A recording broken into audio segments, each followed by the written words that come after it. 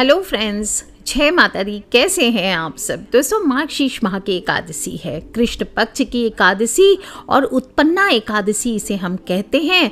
उत्पन्ना शब्द उत्पत्ति से बना है, जिसका अर्थ है किसी वस्तु या प्राणी का जन्म लेना। और उत्पन्ना एकादशी का व्रत मार्गशीर्ष मास अगहन के कृष्ण पक्ष की एकादशी तिथि को रखा जाता है। इस व्रत को रखने से भगवान विष्णु की कृपा तो प्राप्त होती ही होती है, माता लक्ष्मी की कृपा भी आप प्राप्त करते हैं और सभी पापों का नाश होता है।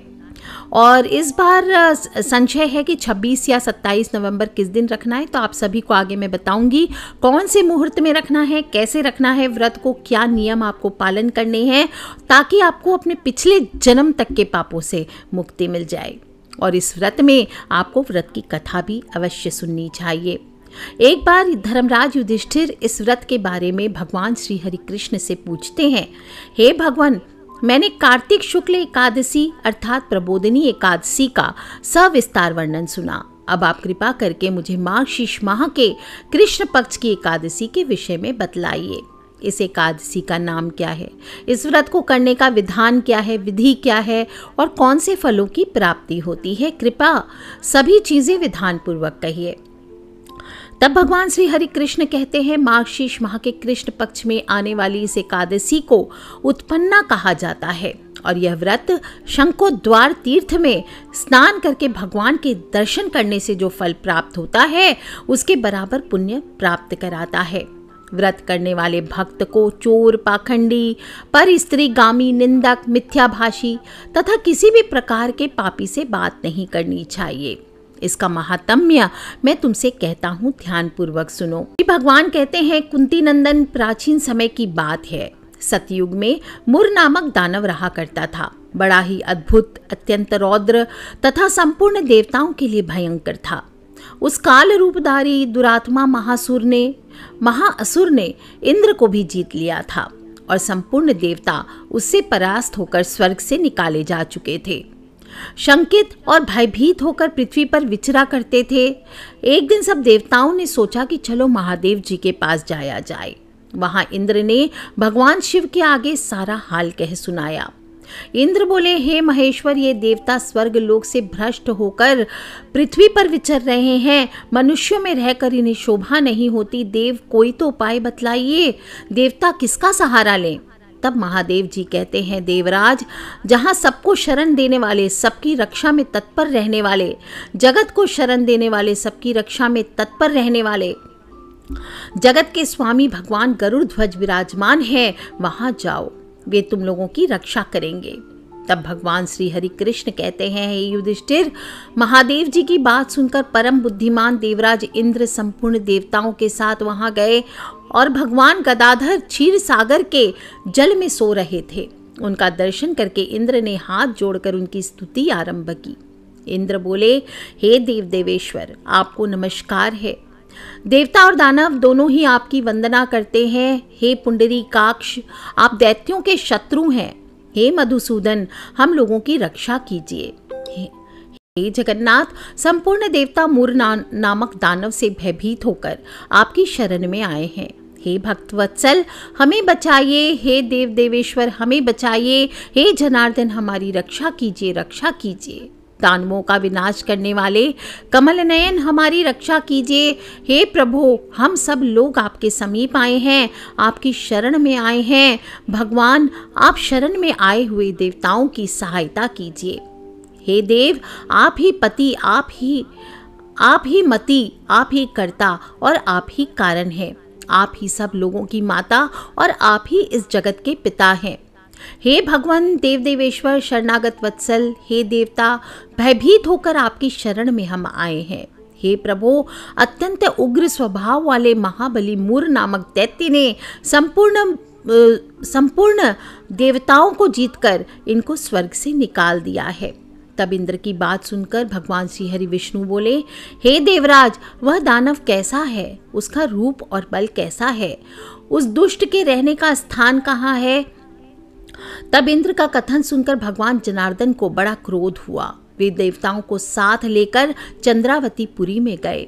देवताओं ने देखा दैत्यराज बार बार गर्जना कर रहा है। उससे परास्त होकर संपूर्ण देवता 10 दिशाओं में भाग गए। अब वह दानव भगवान विष्णु को देखकर बोला, खड़ा रह, खड़ा रहे।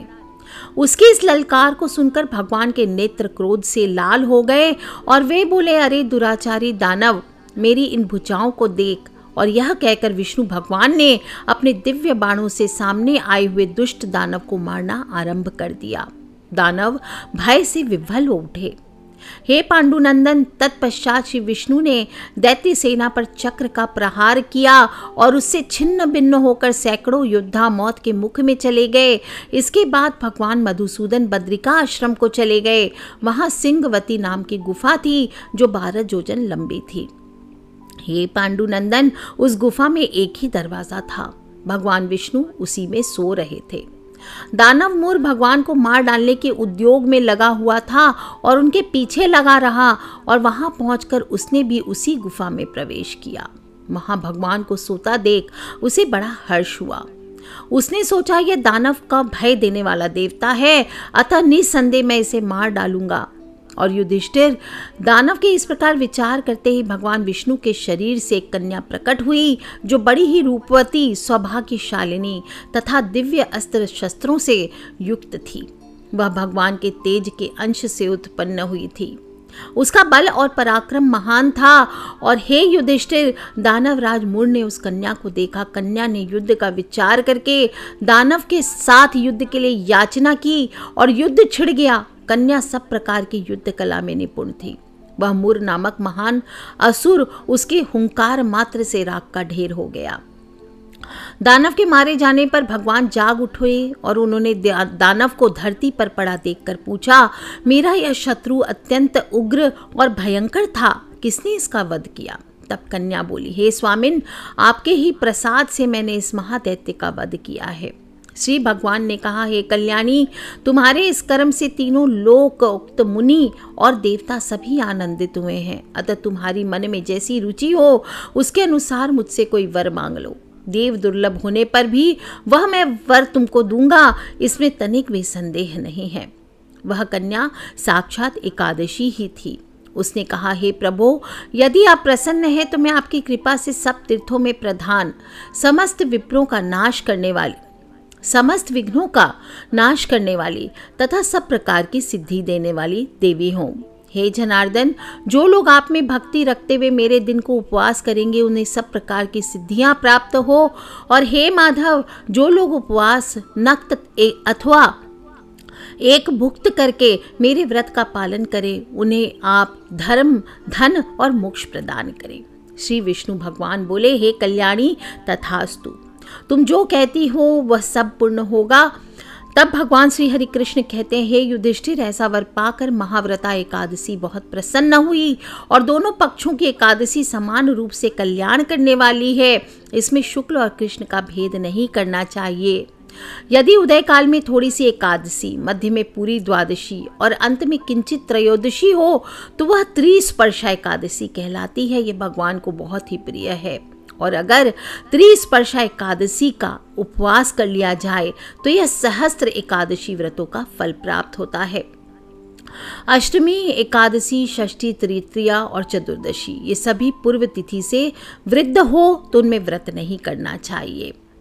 और पहले दिन में और रात में भी एकादशी हो तो दूसरे दिन केवल प्रातः एक दंड एकादशी रहे तो पहली तिथि का परित्याग करके दूसरे दिन की द्वादशी युक्त एकादशी का ही उपवास करना चाहिए। यह विधि मैंने दोनों पक्षों की एकादशी के लिए बतलाई है।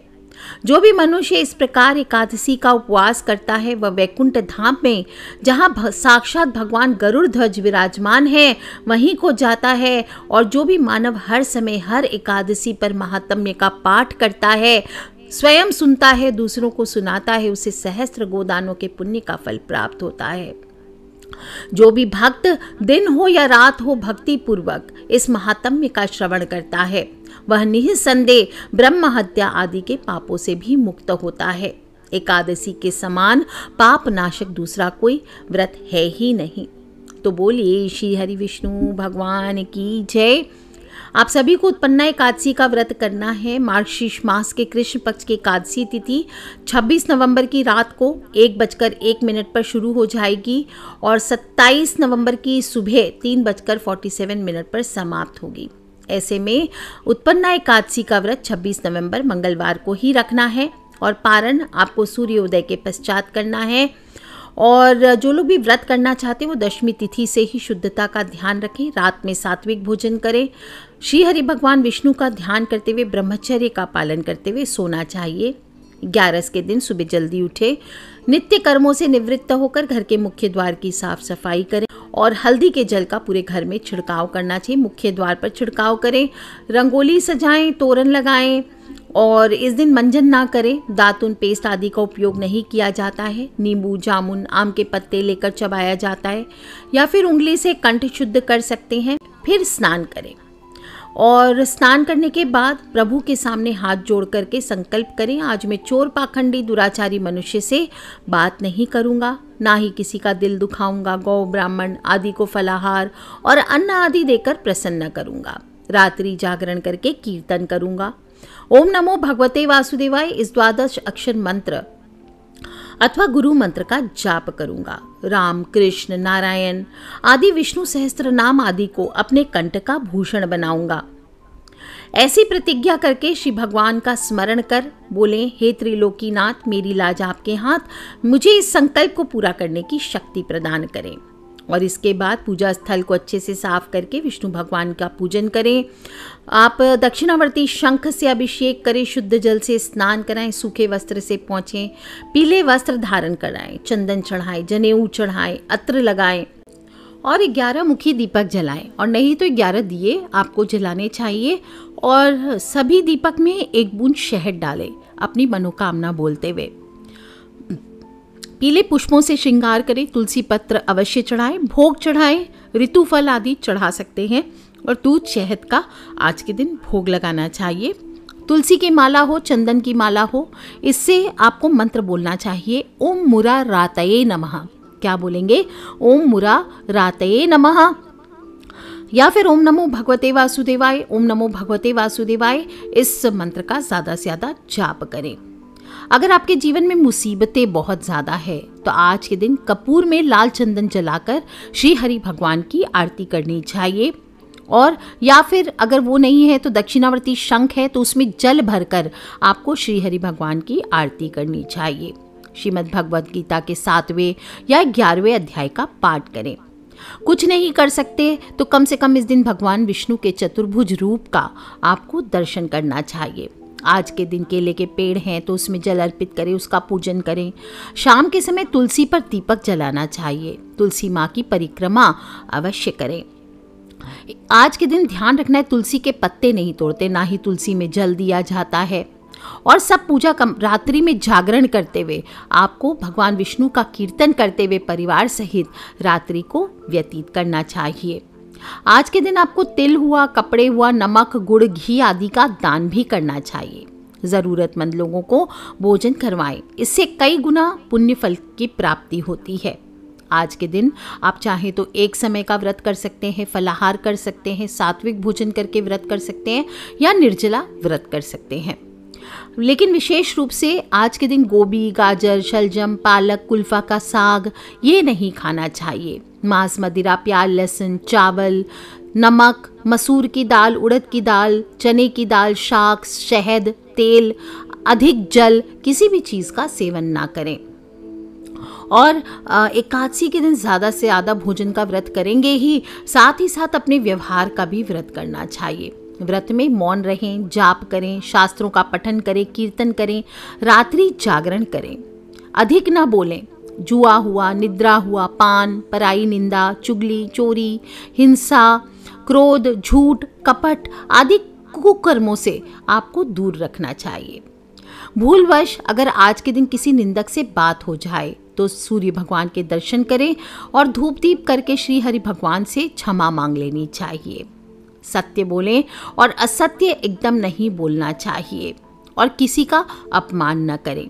इस दिन बाल हो, दाढ़ी हो, नाखून हो, ये नहीं काटना चाहिए। जो स्त्रियां हैं उन्हें बाल नहीं धोना चाहिए और ब्रह्मचर्य का पालन करें। दोस्तों, बहुत ही खूबसूरत एकादशी है। छोटे छोटे उपाय अवश्य करें और आप देखेंगे कैसे ये एकादशी आपके जीवन में बहुत सारे पॉजिटिव बदलाव लेकर के आता है। आज के लिए इतना ही दोस्तों। कथा मैंने सुनाई है आपको, आप भी खुद भी श्रवण करें और अपने फ्रेंड्स, फैमिली, मम्मी पापा, भाई बहन, बच्चे सभी लोगों से छोटी छोटी बातें बताती रहती हूँ, शेयर अवश्य किया करें। और विशेष रूप से आज के दिन 11 जो दीपक आप जलाएंगे या 11 मुखी दीपक जलाएंगे, उसमें 1 बूंद शहद डालना बिल्कुल ना भूलें। आज के लिए इतना ही दोस्तों। खिलखिलाते रहे, मुस्कुराते रहे। माता लक्ष्मी, माता एकादशी, भगवान श्री हरि विष्णु सभी आपकी रक्षा करें। इसी सच्ची कामना के साथ आज के लिए इतना ही। Take care friends, love you all, जय माता दी।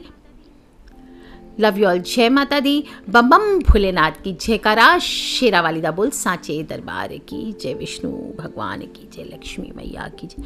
बोलिए हर हर हर महादेव शंभो।